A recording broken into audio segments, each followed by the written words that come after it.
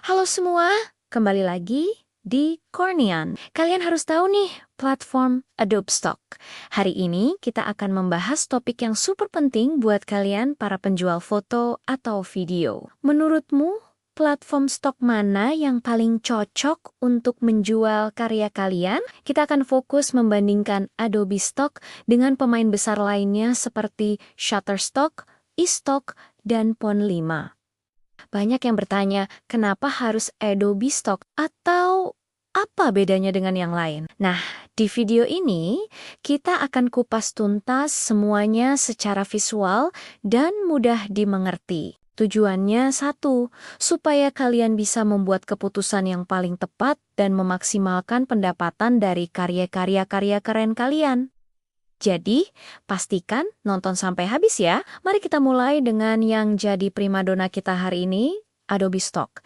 Apa sih yang bikin Adobe Stock ini spesial? Jawabannya ada di ekosistemnya. Coba bayangkan ini, kalian lagi asyik ngedit di Photoshop, Illustrator, atau Premiere Pro, tiba-tiba kalian butuh aset tambahan. Dengan Adobe Stock, kalian tidak perlu keluar dari aplikasi. Semuanya terintegrasi langsung. Pembeli bisa mencari, mencoba, dan melisensikan aset langsung dari dalam software Creative Cloud.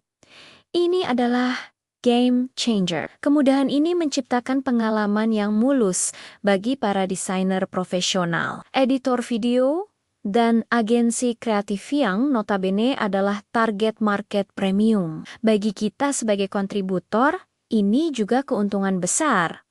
Proses uploadnya super intuitif. Kalian tinggal drag and drop file kalian. Salah satu fitur favorit saya adalah auto keyword. Adobe Sensei, kecerdasan buatan dari Adobe, akan menganalisis foto atau video kalian dan secara otomatis menyarankan kata kunci yang relevan.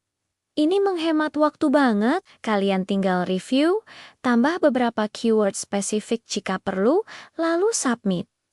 Proses review di Adobe Stock juga terkenal cepat. Biasanya dalam beberapa hari kerja, karya kita sudah bisa live dan siap dijual. Dibandingkan platform lain yang kadang butuh waktu lebih lama, ini jelas nilai plus. Sekarang, mari kita bicara soal uang, alias royalti. Stock menawarkan struktur royalti yang sangat kompetitif. Untuk foto, ilustrasi, dan vektor, kita bisa dapat royalti 33%, dan untuk video, royaltinya 35%. Angka ini mungkin terlihat mirip dengan platform lain pada pandangan pertama, tapi kuncinya ada di harga jual per aset. Karena pembeli Adobe Stock seringkali adalah pengguna Creative Cloud profesional yang membeli paket langganan premium atau membeli aset dengan harga lebih tinggi. Potensi pendapatan per download di Adobe Stock seringkali lebih besar. Kualitas di atas kuantitas. Ini yang membedakan. Lalu, bagaimana dengan Shutterstock? Platform ini adalah raksasa di dunia stok. Bayangkan, sebuah pasar super besar yang ramai banget. Kelebihan utamanya adalah jangkauan pasarnya yang luar biasa luas. Hampir semua orang yang butuh gambar stok, dari blogger pemula sampai perusahaan besar, kenal Shutterstock. Ini artinya potensi download kalian secara jumlah bisa sangat tinggi. Kalau kalian punya portofolio yang besar dan beragam, dengan ribuan aset, Shutterstock bisa jadi mesin penghasil uang yang stabil karena volume penjualannya. Namun, ada sisi lainnya, karena pasarnya sangat besar dan kontennya massal, persaingannya juga super ketat. Harga jual per gambar cenderung lebih rendah, terutama dari pelanggan paket langganan. Royalti di Shutterstock menggunakan sistem tingkatan berdasarkan jumlah penjualan seumur hidup kalian. Awalnya mungkin hanya 15-20, dan akan naik seiring makin banyaknya karya kalian yang terjual. Jadi, strategi di Shutterstock lebih ke arah kuantitas. Kalian perlu upload terus-menerus untuk tetap relevan dan mendapatkan penjualan yang konsisten. Ini beda dengan Adobe Stock yang lebih menekankan pada kualitas dan kurasi. Selanjutnya, kita punya e-stock yang sebenarnya adalah bagian dari Getty Images. Posisinya cukup unik. E-stock sering dianggap sebagai pilihan yang lebih ekonomis. Mereka punya dua koleksi utama,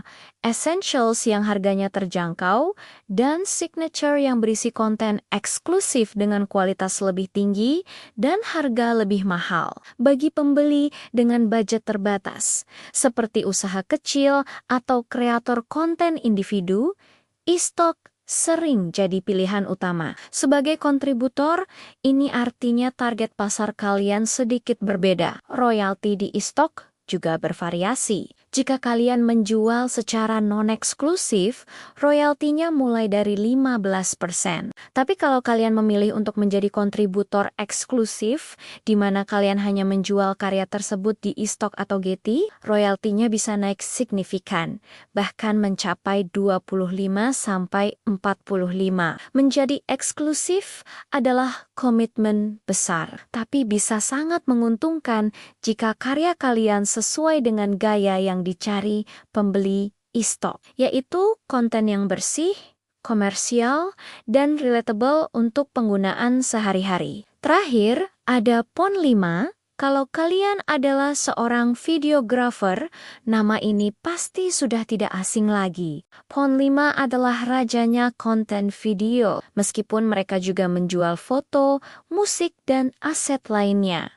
Fokus utama mereka sejak awal adalah video. Komunitas videografer di sini sangat kuat. Pembelinya pun spesifik, seringkali dari kalangan sineas independent producer film dan stasiun TV yang mencari footage sinematik berkualitas tinggi. Salah satu hal terbaik dari Pon5 adalah model bisnisnya yang ramah kontributor. Kalian bisa menentukan sendiri harga jual untuk video kalian. Ini adalah kebebasan yang tidak ditawarkan oleh platform lain. Untuk royalti, jika non-eksklusif, kalian dapat 40%. Kalau kalian memilih eksklusif, royaltinya naik jadi 60%. Ini adalah persentase royalti video tertinggi di industri. Jadi, jika kalian serius di dunia video stock dan punya footage dengan kualitas sinematik seperti rekaman drone yang epic, slow motion yang dramatis, atau adegan dengan storytelling kuat, Pon5 adalah tempat yang wajib kalian pertimbangkan. Jadi, mari kita rangkum perbedaannya dalam perbandingan langsung. Dari segi antarmuka dan alur kerja, Adobe Stock juaranya karena integrasi Creative Cloud. Prosesnya paling mulus untuk kontributor dan pembeli. Untuk target pembeli, Adobe Stock menyasar pasar premium dan profesional. Shutterstock menyasar pasar massal. Semua orang butuh gambar. E-stock lebih ke arah usaha kecil dan menengah dengan budget ekonomis. Sementara Pon5 sangat fokus pada produser video dan sineas. Dari sisi konten yang laku di Adobe Stock, konten yang terkurasi dengan baik, estetis dan relevan dengan tren desain saat ini sangat dicari.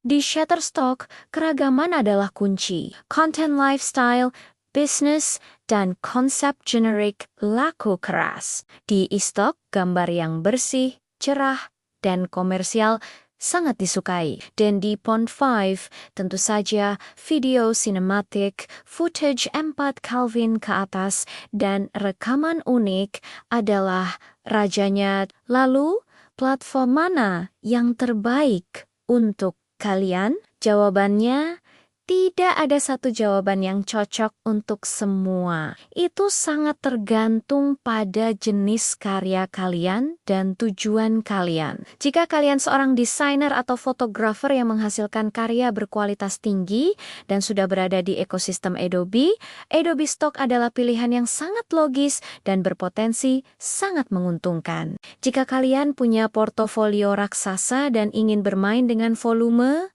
Shutterstock adalah pilihan yang kuat. Jika karya kalian sangat komersial dan kalian mempertimbangkan untuk menjadi eksklusif, e-stock bisa jadi jalan kalian. Dan jika kalian adalah dewa video, Pon5 adalah istana kalian.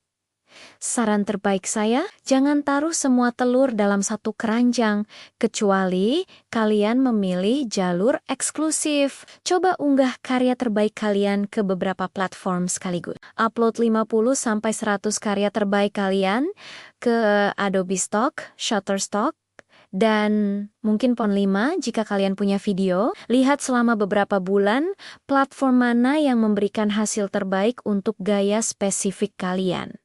Data tidak pernah bohong. Dari situ, kalian bisa memutuskan untuk lebih fokus pada platform yang paling menguntungkan. Semoga perbandingan mendalam ini membantu kalian semua dalam menavigasi dunia microstock yang kadang membingungkan.